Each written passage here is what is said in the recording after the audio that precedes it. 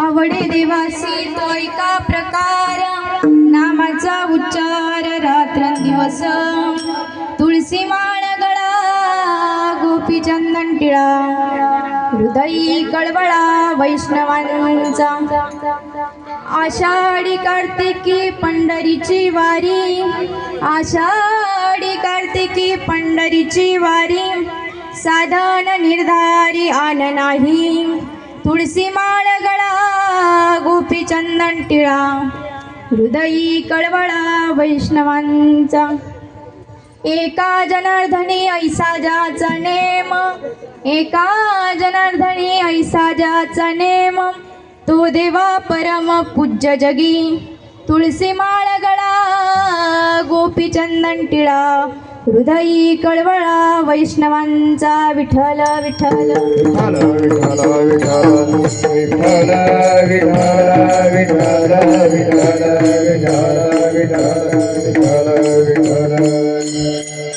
प्रस्तुत प्राप्त प्रसंगी चिंतन रूपी सेवेकरता निवडलेला अभंग महान भगवत भक्त श्रीमंत संत एकनाथ महाराज यांचा 4 चरणाचा सर्वांच्या परिचयाचा व वारकऱ्याचं अंतर्बाह्य लक्षण प्रतिपादन करणारा सुंदर असा अभंग चिंतन रूपी सेवेकरता निवडलेला आहे. विठ्ठल विठ्ठल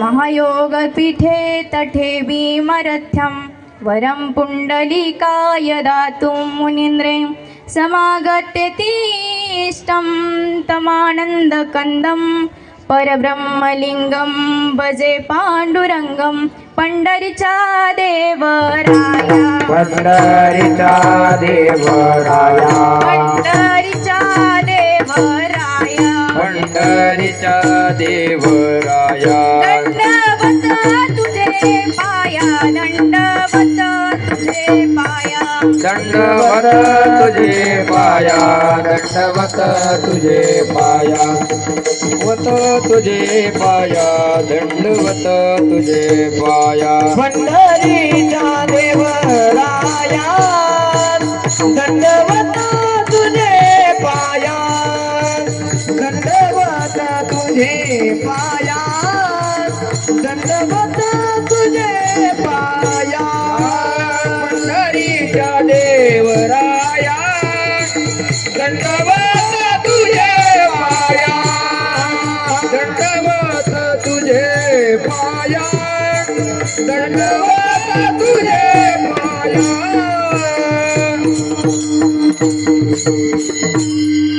कैलास राणा शिवचंद्रमौळी फणींद्रे माता मुकुटे जडाली कारुण्य सिंधू भवदुःखहारी तुझवीन शंभो मज कोण तारी जिथे ज्ञान विज्ञान पावन होते जिथे योग विद्येस सामर्थ्य जेते जिथे मानवाला मिळे मोक्ष गाथा तुझ्या पायरीशी सदा नम्र माथा नमो जन्मभूमी जिथे जन्मले मी नमो आर्यभूमी जिथे वाढले मी नमो भारत भूमी जिच्या सर्व कामी जिजो देह माझा मंडलम मंडनामी अलंकापुरी रम्य सिंहासनस्थं पदांबोज तेज स्फुर्तिक प्रदेशं विधीन्द्रादिदेवाय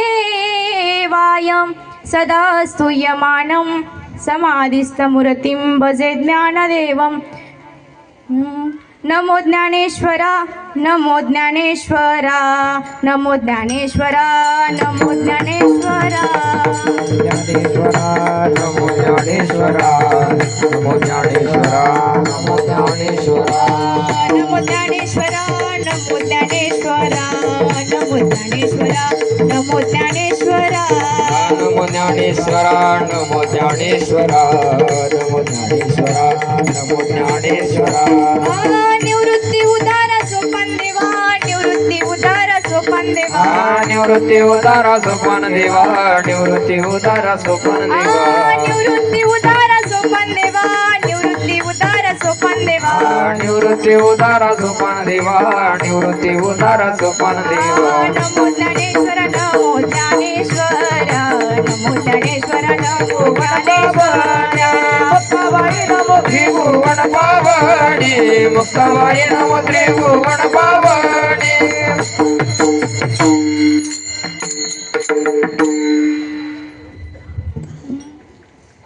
आवडे देवासी तो एका प्रकार नामाचा उच्चार रात्रंदिवस तुळसी माळ गळा गोपी चंदन टिळा हृदयी कळवळा वैष्णवांचा.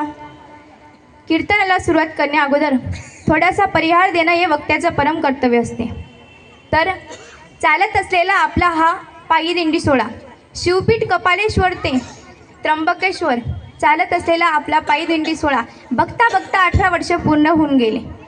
कारण या सोहळ्यामध्ये ज्यांचे विशिष्ट आशीर्वाद आहेत व आपले सर्वांचे श्रद्धास्थान गुरुवर्य नाना त्यांच्या साथीला साथ देऊन तसेच आपले पंडित बाबा असतील, परत आपले वारीचे निष्ठावंत वारकरी म्हणजे आपले चंद्रकांत नाना, असे मोठमोठ्या सर्वांचे त्या दिंडीमध्ये अनमोल असे सहकार्य आहे.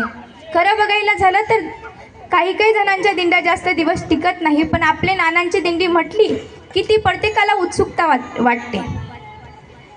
म्हणून हे आपल्या दिंडीमध्ये कोणालाच काही त्रास झाला नाही ही खूप मोठी आनंदाची बात आहे. आणि यामध्ये प्रत्येकाला जेव्हा जे पाहिजे तेव्हा ते सर्व गोष्ट मिळत गेल्या आणि कोणाला या दिंडीमध्ये त्रासही झाला नाही. कारण ज्या ठिकाणी साधूची श्रद्धा असते त्या ठिकाणी आपल्यावरती सर्वांवरती श्रद्धा असते त्या ठिकाणी आपल्यालाही काही होतच नसतं. कारण खरं बघायचं झालं नाना घरचे जरी राहिले आहेत तरीसुद्धा माझं इथं बोलायला थरक होतं आहे. पण इथं बोलणं पण काही सोपं नाही आहे. कारण मी कार्यक्रम भरपूर ठिकाणी केले. माझं हे विशिष्ट कीर्तन आहे. कारण त्या प्रत्येक कीर्तनामध्ये सर्व माझे वडील सोबत असतात. पण हे कीर्तन का विशिष्ट आहे तर माझे आजोबासुद्धा बसलेले आहेत आणि माझे गुरुसुद्धा सोबत बसलेले आहेत. कारण ज्या ठिकाणी माझे दोघे आजोबा, मी असं म्हणेल की माय ग्रँडफादर इज माय गॉड, देवापेक्षाही कमी नाहीत माझे आजोबा. कारण खरं बघायचं झालं तर अण्णांचा स्वभाव प्रत्येकाला माहितीच आहे. थोडं जरी चुकलं तरी अण्णा सहन करत नाही, पण नानांचं तसं नाही. दोघं भाऊच आहे पण भिन्नता याच्यामध्ये असते. कारण नाना हे प्रेमळ आहेत. एवढ्या पोरांना सोबत घेऊन बसवणं काही जोक नाही. आपला एकच पोरगा असतो तरी आपल्याला जडून जातं. सुट्ट्या लागल्या की कधी मामाच्या गावाला काढतो असं होऊन जातं. पण नानांचे इतकं त्या पोरांवरती प्रेम आहे की ते पोरं नानांना सोडून जात सुद्धा नाही. तसेच इथं कीर्तनाला साथ देताना पखवाज वाजवायला बसलेले आहेत ते म्हणजे पारस महाराज. इकडच्या साईडला उमेश महाराज आहेत, मंगेश महाराज आहेत, खेमराज दादा आहेत, तसेच सिस्टीमवाले दादा. सर्वांचे आभार मानते. आणि आजचा आपला ज्यांच्या घरी मुक्काम आहे, ज्यांच्या घरी ठेपा आहे ते म्हणजे अलकाताई आणि कैलास बाप्पू. हे दोघी अतिशय सोज्वळ मनाचे आहेत. कारण प्रत्येक ठिकाणी दिंडी थांबते पण एवढं मोठं स्वागत कुठंच पाहायला भेटलं नाही. असे तिथूनपासून रांगोळी काढून त्यांनी नानांचं पाद्यपूजन करून सर्व काही शोभा वाढून किती ते दिंडीसाठी करतात. ज्यांचा अभंग घेतलेला आहे ते सुद्धा श्रीमंत संत आहेत आणि वारकऱ्यांविषयी तळमळ आहे. तसेच हे जोडपं सुद्धा म्हणजे अलकाताई आणि कैलास बाप्पू हे सुद्धा श्रीमंत आहेत आणि वारकऱ्यांविषयी किती प्रेम आहे त्यांच्यामध्ये ते इथं बघायला मिळतं. खरं बघायचं झालं तर त्यांचे जे वडील होते कैलास बाप्पूचे ते म्हणजे आप्पा आणि ती काय त्यांचं नाव निंबा आत्या. इतकं प्रेमळ स्वभाव होता. ज्यावेळेस माझं पहिलं कीर्तन झालं त्यावेळेस ते आमचं गाव आणि ते जवळच आहे. तिथं माझं ज्यावेळेस पहिलं कीर्तन झालं त्यावेळेस त्यांचा पाय मुडलेला होता त्या आप्पांचा. तर ते ज्यावेळेस माझं कीर्तन झालं त्यावेळेस ते तिथं कीर्तन ऐकता रडायचे म्हणे. आणि दुसऱ्या वेळेस शाळेतून जाताना माझी तीच वाट त्यांच्या घरापासून. तर ते ज्यावेळेस मी शाळेत जात होते त्यावेळेस मला बोलवलं आणि मला सांगितलं की तुझं कीर्तन म्हणजे काय सांगू. मला माहिती नाही मी कसं करते. कारण समोरचं काय बोलतं हे मला माहितीच, म्हणजे आपण काय बोलतो हे आपल्याला माहिती नसतं, समोरच्याला असतं. पण त्यांचं अंतःकरण एवढं कोमल की आपल्या गावाचं नाव कुठंतरी कानाकोपऱ्यामध्ये का होईना रोशन होतं आहे. कारण काही लोकांना आपलं दुसऱ्याचं कौतुक करावं असं वाटतच नाही. पण ते एवढे प्रेमळ स्वभावाचे दोघी, त्यांचं अंतःकरण तेव्हाच भरून यायचं. आमचे अण्णा सांगायचे की हे कैलास बाप्पू होते ना म्हणे, आम्ही एकच ठिकाणी खड्या पोळायचो. अजून सुद्धा ते तसे न तसे पाटबंधारे काय आहेत ना, ते अजून तसे न तसे आहेत म्हणे. ते खड्या फोडता फोडता इथं म्हणजे किती मोठी इस्टेटीचे मालक झाले. चला जाऊ द्या, परिहार जास्त लांबवायचा नाही. पांडुरंग परमात्मा या दाम्पत्याला भगवान कपालेश्वर यांना उदंड आयुष्य देवो अशी मी भगवान कपालेश्वरकडे प्रार्थना करते आणि कीर्तनाला सुरुवात करते. विठ्ठल विठ्ठल विठ्ठल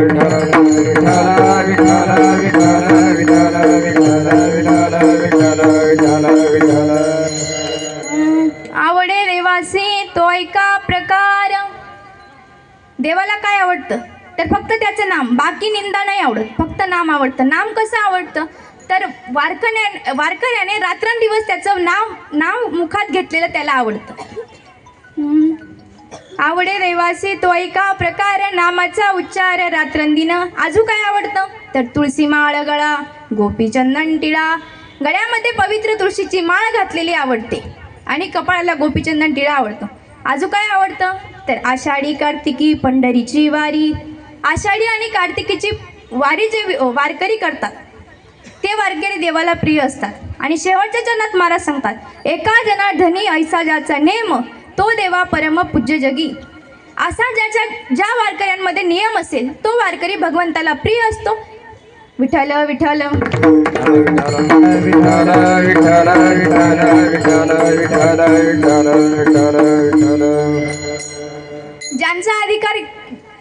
ज्यांचा अभंग घेतलेला आहे त्यांचा अधिकार सामान्य नाही आहे.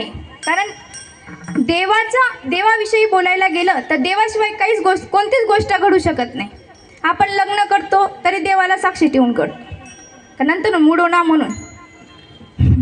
ऐका, तर ज्यांचा अधिकार इतका मोठा आहे की त्यांच्याशिवाय वृक्षाचं पान सुद्धा हलत नव्हतं.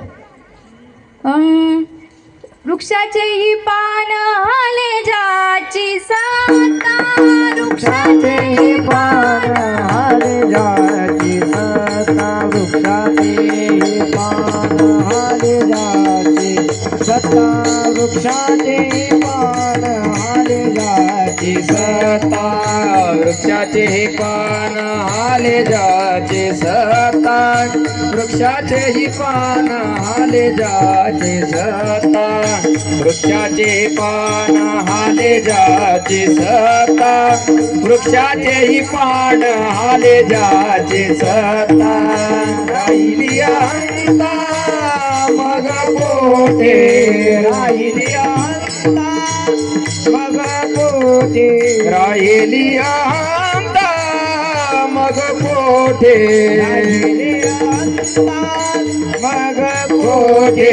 देखावी ऐकावे एक नारायण. देखावी ऐकावे एक नारायण. देखावी ऐकावे एक नारायण. देखावी ऐकावे एक नारायण.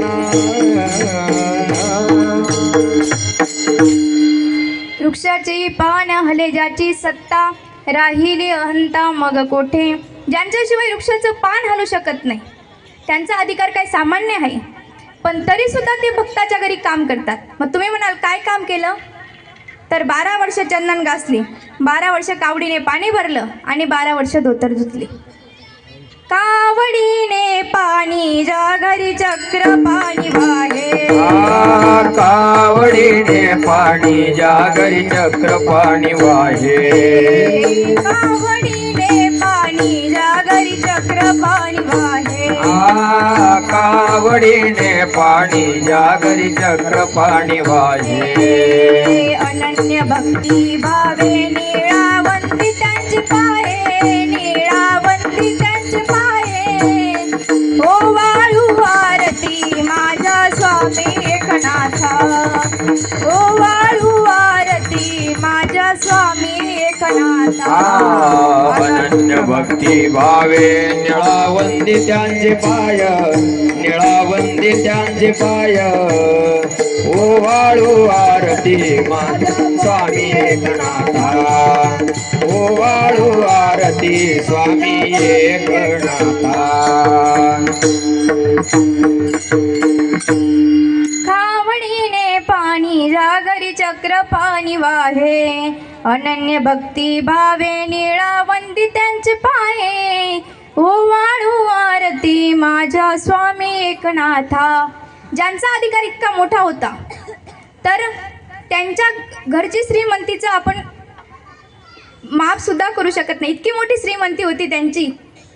म्हणजे नाथरायांची श्रीमंतीचं वर्णन करायचं झालं तर मग ते वर्णन सुद्धा करता येणार नाही, इतकी अनमोल अशी श्रीमंती होती. पण ते गावातील मंडळींना देखावत नव्हते. मग काय झालं तर म्हणे नाथरायांना शांतीप्रिय आहे तर त्यांची शांतीभंग करायची. कशा नाथरायांना राग येत नाही तर बघूच आपण. मग त्यावेळेस त्यांनी काय केलं तर एका ब्राह्मणाने पहिला विडा उचलला. ब्राह्मणाला वाटे नाथरायांना राग येत नाही तर आपण राग आणून दाखवायचा. मग त्यावेळेस तो ब्राह्मण नाथरायांच्या घरी गेला. माझे नाथराय देवपूजा करत होते. देवपूजा करत असताना या ब्राह्मणानं मागचा पुढचा विचार न करता सरळ पायाच्या बुटासह देवाऱ्याजवळ जाऊन बसला. त्याला वाटे आता नाथरायांना राग येईल, पण नाथरायांना राग आला नाही. स्नान संध्या देवपूजा विधी झाल्यानंतर नाथराय जेवायला बसले. गिरजा मातेने सुंदर असं पंचपक्वान्नाचं जेवण केलेलं होतं आणि जेवायला बसले. तो ब्राह्मण सुद्धा तिथं येऊन बसला. गिरजा माता वाढत होत्या.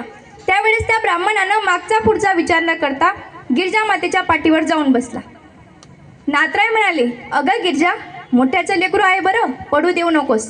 त्यावेळेस गिरजा माता म्हणाल्या, अहो मला एक एक नाही, दोन दोन नाही, चार चार पाच पाच लेकरू सांभाळायची सवय आहे, तर मी एक लेकरू कसं पडू देऊ. त्याने एवढंच ऐकलं आणि गिरजा मातेच्या पाठीवरून खाली उतरला आणि नाथरायांचे आणि गिरजा मातेचे चरण धरले. श्री संतांची ये माथा चरणावारी, श्री संतांची ये माता चरणावारी, श्री संतांची माता चरणावरी, श्री संतांची माता चरणावरी. हे करे दंडवत साष्टांग, हे करे दंडवत, विश्रांती पावलो सांभाळा उत्तरे, विश्रांती पावलो सांभाळा उत्तरे. साष्टांग हे करे दंडवत, साष्टांग हे करे दंडवत, विश्रांती पावलो सांभाळा उत्तरे, विश्रांती पावलो सांभाळा उत्तरे. श्री संतांची माता चरणावरी, साष्टांग हे करी दंडवत. त्या ब्राह्मणाची युक्ती फेल झाली. मग दुसरी युक्ती लगेच तो यवनाने लगेच ब्राह्मणाला सांगितलं, तू जर फेल गेला आता मी भंग करतो नाथरायांची शांती. पण ती भंग होणारी होती का तर नाही. माझे नाथराय गोदावरी मातेच्या स्नानासाठी गेले. स्नान केलं आणि बाहेर आले. तो यवन लगेच त्या एक गोदावरीच्या किनाऱ्याला एक चिंचेचं भलं मोठं झाड होतं. त्या चिंचेच्या झाडावर जाऊन बसला. असा तसा बसला का तर नाही, सोबत पान सुपारी अशी जी चिजे लागतात ती घेऊन बसला. मी खात नाही म्हणून मला काही माहिती नाही, पण तो सोबत घेऊन बसला. नाथराय गोदावरी मातेचे स्नान करून आले. स्नान करून आल्यानंतर त्या यवनाने ते पान सुपारी खाऊन पचकन नाथरायांच्या अंगावर थुंकला. परत गेले, परत आले, परत थुंकला. परत नाथराय स्नानाला गेले, परत आले आणि परत थुंकला. हा प्रकार एकदा नाही घडला, दोनदा नाही घडला, तर हाच प्रकार 108 वेळा घडला. आणि शेवटी त्याच यवनाच्या तोंडातून रक्त येऊ लागलं आणि तो खाली चिंचेच्या झाडावरून खाली उतरला आणि त्याने नाथरायांचे पाय धरले आणि नाथरायांनी त्यांना प्रसाद देऊन मुक्त केले. यवन अंगावरी थुंकला, प्रसाद देऊनी मुक्त केला, प्रसाद देऊनी मुक्त केला, प्रसाद देऊनी मुक्त केला. यवन अंगावरी थुंकला, प्रसाद देऊनी मुक्त केला, प्रसाद देऊनी मुक्त केला, प्रसाद देऊनी मुक्त केला. यवन अंगावर थुंकला, प्रसाद देऊन मुक्त केला. तो जीवन आपल्या अंगावर थुंकला असता तर आपण काय केलं असतं? काय केलं असतं? शिव्या देऊन मोकळा झालो असतो. आपण रस्त्याने जात असताना शेजारची बाई स्वयंपाक करून उठली आणि अंगणात पाणी फेकते, तर तर ते पाणी चुकून आपल्या अंगावर पडलं तर मग आपण काय करतो? तिला पायलीच्या 50 शिव्या देऊन मोकळं होतो. आपला जन्मदेता बाप जरी असता त्याने आपल्याला आर्य म्हटलं तरी आपण त्याला कार्य म्हणतो. एवढा मोठा जर संयम आपल्यामध्ये असतो तर आपल्याला शांतीप्रिय होईल का? तुम्ही म्हणेल काय शांती शांती लावली? शांती म्हणजे एखादी शांताबाई नाही बरं. शांती ही पदवी होती. आजकालावर पदव्यांना तर कमीच नाही, भरपूर पदवी आहेत. 1-2 पेटीच्या परीक्षा दिल्या की झाले संगीत विशारद, असा तसा फकत वाजवला की झाले मृदुंगाचार्य, 7 दिवसाच्या 7 कथा बसवल्या की झाले भागवताचार्य, माझ्यासारखी 1-2 कीर्तनं पाठ केली की झाले कीर्तनकारी. याला म्हणतात का पदव्या? तर नाही. तर खरी पदवी कोणती? तर तुकोबाराय महाराज सांगतात, आयुष्याच्या साधने सच्चिदानंद पदवी घेणे, सच्चिदानंद पदवी घेणे, सच्चिदानंद पदवी घेणे. आयुष्याच्या साधने सच्चिदानंद पदवी घेणे, सच्चिदानंद पदवी घेणे, सच्चिदानंद पदवी घेणे. आयुष्याच्या साधने सच्चिदानंद पदवी घेणे म्हणजे आयुष्यामध्ये आल्यानंतर सच्चिदानंद पदवी कमवली पाहिजे. अशा पदव्या खरं कामाच्या असतात. नाहीतर एखाद्या गावामध्ये डॉक्टर असतो, त्याला कोणत्या आजारावर कोणतं मेडिसिन द्यायचं हे सुद्धा समजत नाही, त्याला आपण डॉक्टर म्हणतो. किंवा एखाद्या गावामध्ये मास्तर असतो, त्या मास्तराला एक सुद्धा अंक काढता येत नाही, त्याला आपण काय म्हणतो? मास्तर. मग या पदव्या कामाच्या का? तर नाही. फक्त जीवनामध्ये आल्यानंतर तुकोबाराय महाराज सांगतात सच्चिदानंद पदवी घेणे, अशा पदव्या कामाच्या असतात. तर मग देव का म्हणतात? नाथराय महाराज का म्हणतात की व आवडे देवासी तो एका प्रकार. देवालाच का नाम आवडतं, बाकी का आवडत, बाकीच्या दुसऱ्या गोष्टी का आवडत नाही? तर देवाला त्याचंच गुणगान गायलेलं आवडतं, बाकी काहीच आवडत नाही. कारण भगवान पांडुरंग परमात्मा असा आहे, ज्या वेळेस तुम्ही त्याच्यासाठी थोडंसं काहीतरी अर्पण कराल तर तो तुम्हाला भरभरून देऊन जाईल. पण पहिले तो घेतो आणि मग देतो. गेसे तेव्हा देसे ऐसा सशे उदारा, काय सांगू देवा तुझे कुंपणाचे दार. असा पांडुरंग परमात्मा आहे, पहिले घेतो आणि मग देतो. कारण तुकोबाराय महाराजांविषयी बोलायचं झालं तर तुकोबाराय महाराजांनी देव आपलासा करून घेतला होता. आपल्या घरी आपली बाई सुद्धा काम ऐकत नाही, तर तुकोबारायांच्या घरी मोक्ष चाकरी करायचा. मोक्ष आम्हा घरी कामारी ते दासी, होय सांगू ऐसी तुका म्हणे. किंवा तुकोबाराय विषयी बोलायचं झालं तर तुकोबारायांना यम सुद्धा कापायचा त्यांचं नाव ऐकलं तर. आपलं नाव ऐकलं तर आपली बाई घाबरत नाही, पोरं घाबरत नाही. तेव्हा तर तुकोबारायांचं नाव ऐकल्यानंतर त्या यमाला सुद्धा तळकाप सुटायचा. तुकाराम तुकाराम नाम घेता कापे यम, नाम घेता कापे यम, नाम घेता कापे यम.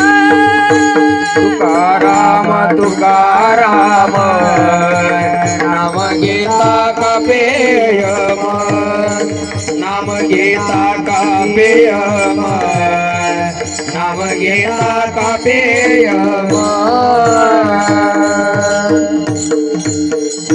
तुकाराम तुकाराम नाम घेता कापेयम.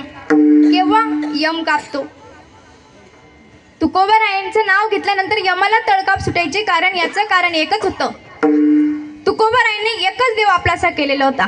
आपल्यासारखे 8 वाऱ्यांच्या 8 भक्त्याने करत बसले. एकच देव आपुला तो एक देव करून घ्यावा, तेने विना जीवा सुख नोये.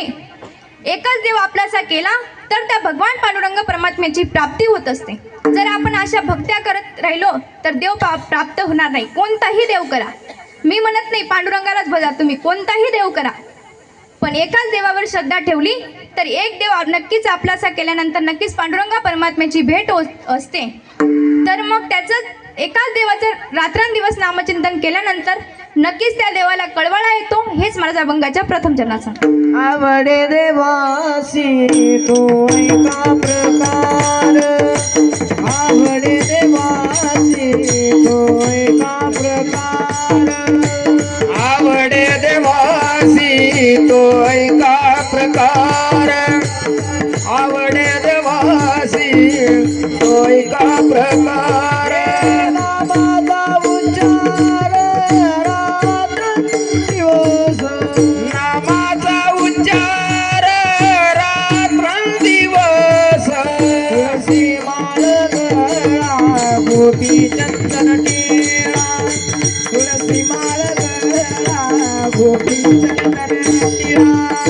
तुळशी माळ गळा गोपी चंदन टिळा तुळशी माळ गळा गोपी चंदन टिळा गोपी चंदन टिळा गोपी चंदन टिळा आवडे देवासी तो एका प्रकार नामाचा उच्चार रात्रंदिन.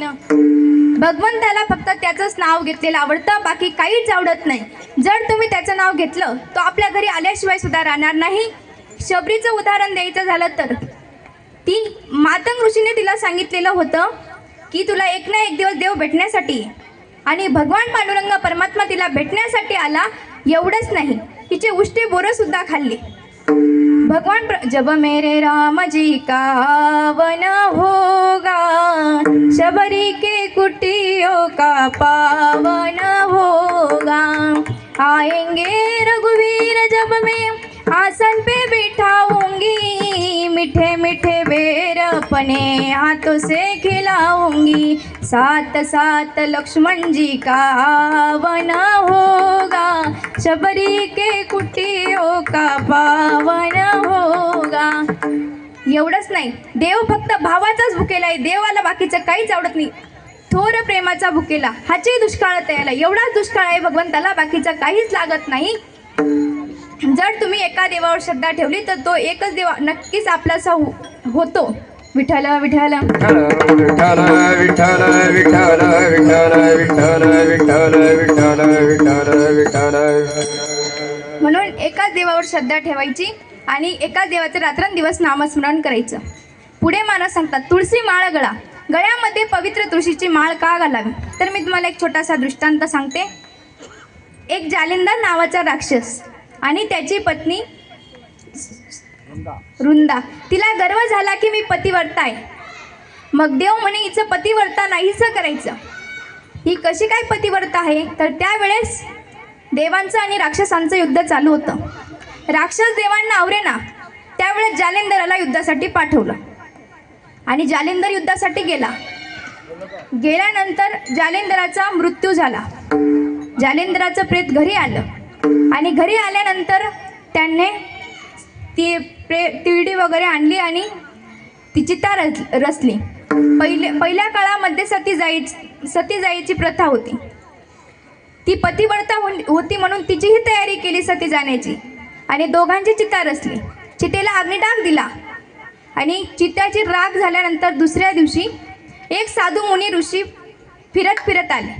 त्यांनी आपल्या कमंडळातून पाणी काढलं आणि त्या राखेवर शिंपडल्यानंतर त्या राखेतून 3 रोपटं बाहेर आली. पहिलं रोपटं म्हणजे बेलाचं रोपटं, दुसरं रोपटं म्हणजे उमराचं रोपटं आणि तिसरं रोपटं म्हणजे तुळशीचं रोपटं. बेलाचं रोपटं भगवान शिवाला दिलं, उमराचं रोपटं ब्रह्मदेवाला दिलं आणि तिसरं तुळशीचं रोपटं भगवान विष्णूने गळ्यामध्ये पवित्र तुळशीची माळ धारण केली. म्हणून तुळशी माळा गळा. गोपीचंदन टिळ्याचं महत्त्व सांगते. तर गोपीचंदन टिळा का लावायचा? तर एकदा काय झालं, स्वर्गामध्ये असताना रुक्मिणी आईसाहेब रुसल्या. कारण पांडुरंग परमात्मा राधेला मांडीवर घेऊन बसलेले होते. रुक्मिणी आईसाहेबांनी बघितलं आणि त्यांना राग आला. राग आल्यानंतर ते स्वर्गातून निघून कौंडानापूर या क्षेत्रामध्ये आले. कौंडानापूर क्षेत्रामध्ये आल्यानंतर पांडुरंगाने राधेला सांगितलं, राधे रुक्मिणी रुसली, तिच्या मागं मला सुद्धा जावं लागणार आहे. आणि त्यावेळेस पांडुरंग परमात्मा सुद्धा रुक्मिणीच्या मागे मागे कौंडानापूर क्षेत्रामध्ये आले. कौंडानापूर म्हणजे आजचं आपलं पंढरपूर. पंढरपूर पाठणी गा महाराजा सार्वभौम. पंढरपूर पाठणी गा महाराज सार्वभौम. पांडुरंग दीनबंधू जयाचे ते नाम जयाचे ते नाम आंधळ्या जीवीचे तो जाण तो धर्म. आंधळ्या जीवीचे तो जाण तो धर्म. पंढरपूर पाठणे गा महाराजा सार्वभौम. तिथं मग पांडुरंग परमात्मा सुद्धा आले आणि रुक्मिणीला विचारलं, रुक्मिणी का रुसली, तुला का राग आला?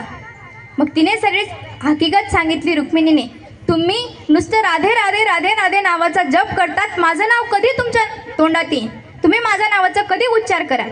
मग तेव्हा देवाने रुक्मिणीच्या नावाचा गजर चालू केला, विठोबा आणि रुक्माई. त्यावेळेस रुक्मिणीला सुद्धा स्थान दिलं आणि स्थान दिल्यानंतर रुक्मिणी आईसाहेबांना आनंद झाला. ज्या वेळेस एखाद्या पतीने पत्नीला सुंदर अशी पैठणी घेतल्यानंतर पत्नीला आनंद होतो की नाही, तसाच तिला आनंद झाला. तिचा आनंद गगनात मावत नव्हता. मग त्यावेळेस काय झालं, रुक्मिणीने सांगितलं, आता तुम्ही माझ्याही नावाचा गजर चालू केला ना, तर मी तुम्हाला परवानगी देते, जा राधेला भेटायला. त्यावेळेस पांडुरंगाने सांगितलं, रुक्मिणी एवढं रामायण घडलं, काही कमी झालं का? त्यावेळेस रुक्मिणीने सांगितलं, आता मी परवानगी देते, कारण शास्त्रामध्ये 14 पत्र सांगितले. मग म्हणे ती तयार होईल का राधे भेटण्यासाठी? तर मग त्यावेळेस रुक्मिणीने सांगितलं, हो तयार होईल, का होणार नाही, मी तुम्हाला 15 मिनिटं देते, 15 मिनिटात वापस यायचं तुम्ही. मग म्हणे ती कशी काय तयार होईल? त्यावेळेस त्यांनी 14 पत्र शास्त्रामध्ये सांगितलेले आहेत. त्यापैकी मी तुम्हाला 3 पत्र सांगते. पहिलं पत्र म्हणजे रुक्मिणीने भगवंताला दिलेलं पहिलं पत्र. दुसरं पत्र म्हणजे रुक्मिणीने राधेला दिलेलं दुसरं पत्र. तिसरं पत्र म्हणजे रुक्मिणीने नळ दमयंतीला दिलेलं तिसरं पत्र. आणि भगवान पांडुरंग परमात्मा ते पत्र घेऊन राधेकडे गेले. राधा तयार होत नव्हती, कारण रुक्मिणी आईसाहेब रुसलेला होता. कसं काय आपण बोलायचं, कसं काय जायचं? त्यावेळेस जोरदार वेगाने हवा चालू होती आणि हवेच्या झुळकेने ते पत्र पांडुरंग परमात्माच्या हातातून निसटलं आणि राधेच्या पायाजवळ पडलं. रुक्मिणीने ते पत्र उचललं आणि बघितलं आणि बघितल्यानंतर रुक्मिणीचे अश्रू अनावर झाले. घळाघळा अश्रूच्या धारा निघायला लागल्या आणि त्यावेळेस त्यांनी ते पत्र पाहिलं. साक्षात जगाच्या मालकिनीनं मला पत्र द्यावं, माझी योग्यता नसताना सुद्धा मला पत्र द्यावं, किती मोठा अधिकार आहे माझा. तर त्यावेळेस पांडुरंगाने सांगितलं, राधे तू काळजी करू नको, फक्त 15 मिनिटं दिले, त्यापैकी आपले 10 मिनिटं शिल्लक राहील, बोल तुला काय मागायचं माझ्याकडून. त्यावेळेस राधेने सांगितलं, देवा मला काहीच नको, कारण मी सर्व काही गोष्ट आधीच साध्य केलेले आहेत, मला काहीच नको. पांडुरंग परमात्मा म्हणाले, असं कसं चालेल बरं, काहीतरी माग. मग त्यावेळेस तुला काय देऊ? तेव्हा पांडुरंगाने सांगितलं, मी स्वर्गामध्ये 12 खुर्च्या तयार केल्या. 12 नंबरची खुर्ची मी शबरीला दिली आणि 13 नंबरची खुर्ची मी तुझ्यासाठी निर्माण करतो. नको देवा मला ती खुर्ची सुद्धा नको, मग काय पाहिजे तुला? मग त्यावेळेस तिने सांगितलं, मला काहीच नको, मग मी तुला इंद्रपद देतो. नको देवा, मी द्वापार युगामध्ये इंद्राचीच पत्नी सची होते, म्हणून मला इंद्रपद नको. मग काय देऊ तुला? कुबेराची नगरी देतो. नको देवा, मला कुबेराची नगरी सुद्धा नको. ज्या कुबेरानं सृष्टीचक्र चालवण्यासाठी माझ्याकडून पैसे घेतले, धन घेतलं, दौलत घेतली, ती कुबेराची नगरी नको. मग काय पाहिजे तुला? त्यावेळेस तिने सांगितलं, देवा मला काहीच नको. ज्या वेळेस माझा देह अवसान होईल, माझे चित्तेची राख पडेल, ती राख तुम्ही तुमच्या कपाळाला लावा, तोच गोपीचंदन टिळा. हेच महाराज अभंगाच्या द्वितीय चरणात. तुळशी माळ गळा गोपीचंद टिळा, तुळशी माळ गळा गोपीचंद टिळा, तुळशी माळ गळा गोपीचंदन टिळा, तुळशी माळ गळा गोपीचंदन टिळा. हृदये बाळा प्रेम दया, हृदये कळवाळा वैष्णवांचा, वैष्णवांचा. तुळशी माळ गळा गोपीचंद टिळा, तुळशी माळ गळा गोपीचंद टिळा.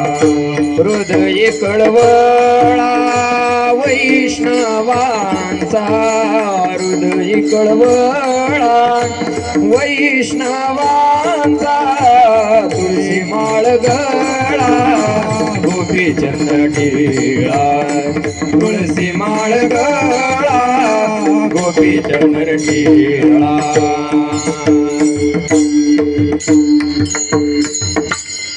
तुळशी माळ गळा गोपीचंदन टिळा. म्हणून तुम्ही सुद्धा गळ्यामध्ये पवित्र तुळशीची माळ धारण करत चला आणि गोपीचंदन टिळा लावत चला. काही काही लोक माळ घालतात पण टिळा लावत नाही, याला काही अर्थ नाही. कारण आपण हिंदू आहोत म्हणून हिंदू दाखवलंच पाहिजे, म्हणून गळ्यामध्ये पवित्र तुळशीची माळही घातली पाहिजे आणि कपाळाला गोपीचंदन टिळाही लावला पाहिजे. पुढच्या चरणात महाराज सांगतात, आषाढी कार्तिकी पंढरीची वारी.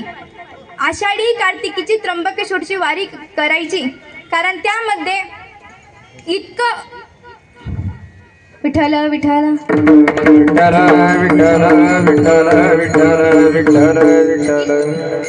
त्या दिंडीमध्ये चालत असताना एवढं मोठं सामर्थ्य असतं की त्या दिंडीमध्ये जगाचा मालक चालक पांडुरंग परमात्मा सुद्धा त्या दिंडीमध्ये अवतरलेला असतो. म्हणून त्या दिंडीमध्ये यावं. एवढंच नाही, पंढरीसी जारे आल्यानो संसारा दिनाचा सोयरा पांडुरंग. पुढे मला सांगतात की नुसतं दिंडीमध्ये आल्यानंतर पाय जरी ठेवला तरी आपल्याला कोटी यज्ञाचं पुण्य मिळतं. नाम घेता वाट चाले यज्ञ पाऊला पाऊले किंवा मोक्षाचे पंढरीचे वारकरी ते अधिकारी मोक्षाचे, म्हणून त्यांना मोक्षाची सुद्धा प्राप्ती होते. इतकं मोठं सामर्थ्य वारीमध्ये असतं, म्हणून प्रत्येकाने वारी सुद्धा करावी. विठ्ठल विठ्ठल विठ्ठल विठ्ठल विठ्ठल विठ्ठल. जे वारकरी भगवंताचं नाव घेतात, जे वारकरी गळ्यामध्ये पवित्र तुळशीची माळ घालतात, जे वारकरी कपाळाला गोपीचंदन टिळा लावतात, जे वारकरी आषाढी कार्तिकीची त्र्यंबकेश्वरची वारी करतात, तेच वारकरी भगवंताला आवडतात. हेच मला अभंगाच्या तृतीय चरणाचं. आषाढी कार्तिकी पंढरी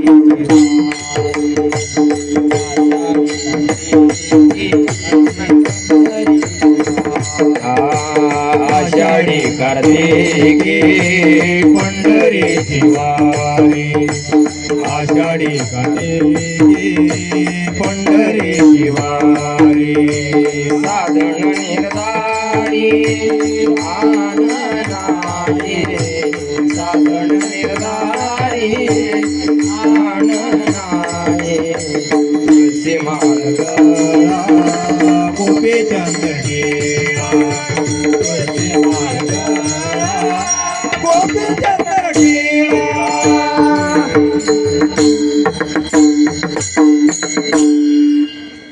असा जो नियम ज्या वारकरीच्या अंगामध्ये असतो तोच वारकरी भगवंताला प्रिय असतो. म्हणून एका जनार्दनी ऐसा ज्याचा नेम तो देवा परम पूज्य जगी. आता सर्वांनी भगवंताचा नावाचा गजर करायचा आहे. चला वरती हात करा बरं. विठोबा रखुमाई विठोबा रखुमाई विठोबा रखुमाई विठोबा रखुमाई विठोबा रखुमाई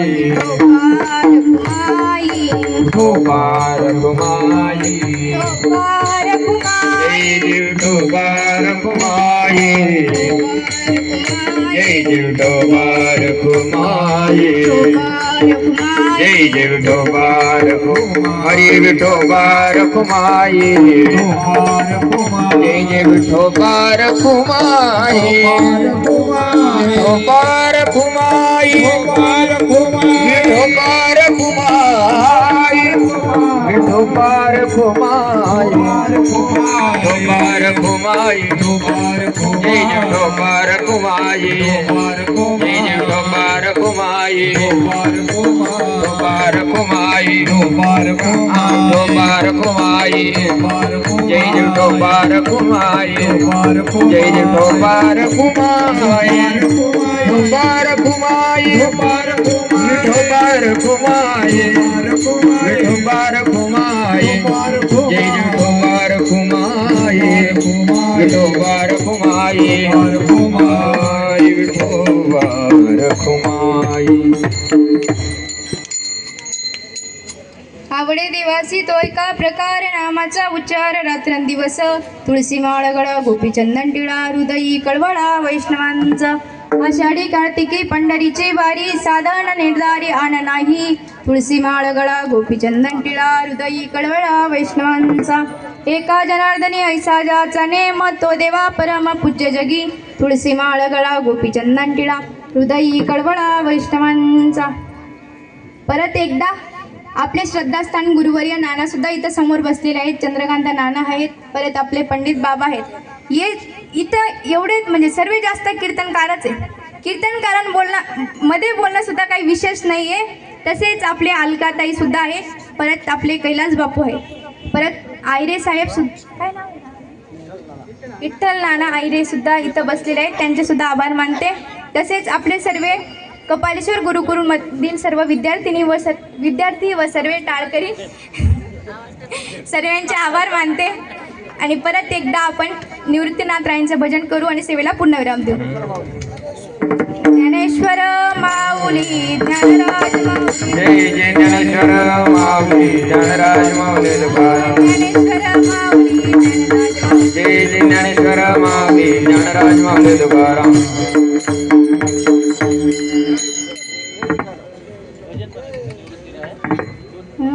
निवृत्ती राया सोपान मुक्ताबाई ज्ञान सकया निवृत्ती राया सोपान मुक्ताबाई ज्ञान सखया. निवृत्ती राया